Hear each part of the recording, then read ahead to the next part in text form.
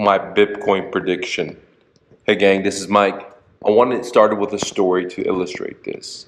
It was roughly 2016, 17 when I decided that I was tired of accumulation. Even though I came to America as a refugee, I was able to turn $100 into 3 successful businesses, but I wanted to give it away, most of it to homeless people.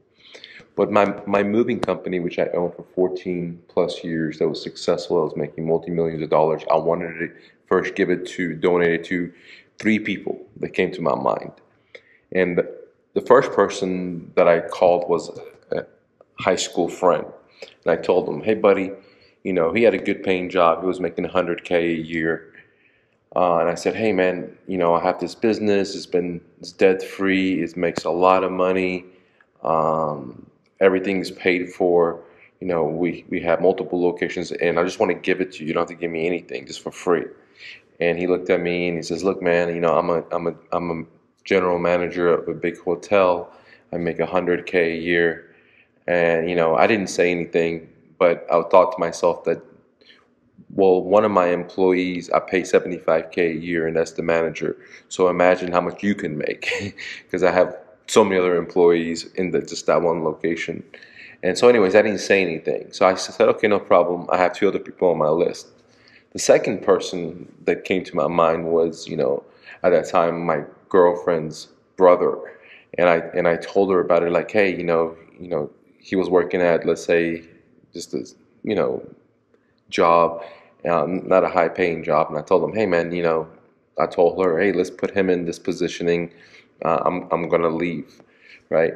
And she said, no, it's too much risk. He doesn't know what to do. And I said, it's okay. He'll just learn. I mean, there's not much to it. I'll train him for a couple of days, because I was giving all my stuff up and I was going to go do what Buddha and Christ did, and walk with the homeless, what have you. And I said, just give it to him. She said, no, he's gonna be scared. And then I said, okay, not a problem. Let me go down my list to my last person on the list that I was gonna just donate a multi-million-dollar business that was successful. And the last one was a student of mine that I thought that, hey, this guy would be a perfect candidate because he has a daughter, he's working for a company, and, a lot of my movers were Hispanic, and I said, well, this guy speaks multi-language. And I said, hey, I called him up, and I come to my office, and I said, look, man, I just want to give this business to you because I'm like literally leaving. I'm giving all my stuff away for free. And he thought about it for a few seconds, and my thing was that, all these people that I discussed, if they couldn't make a decision in 5 seconds or 5 minutes or less, that I wasn't going to go with them. I was just going to close it down because I really didn't know what they want in life. So I was offering them a full running business, multiple employees. It makes cash. There's cash in the bank. All the equipment, I had software that I had created that was cloud-based back in 2000, which give people estimates.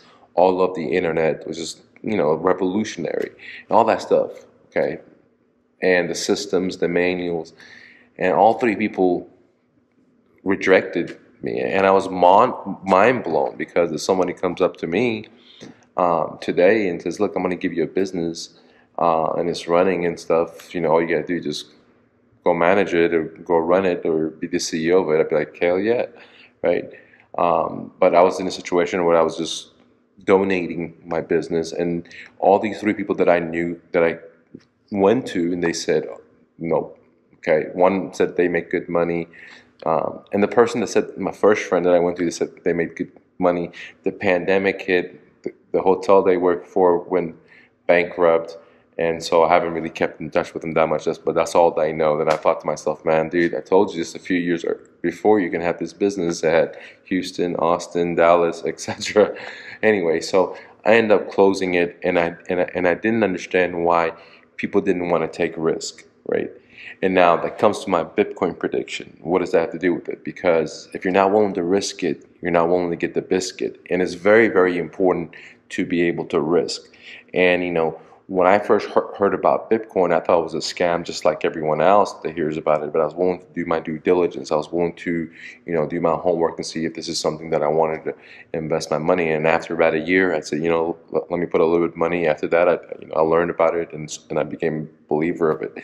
But many of us are not willing to even take the risk, or we have a predefined definition, and we're not trying to, go outside of it in any shape or fashion. So for that, I have a conservative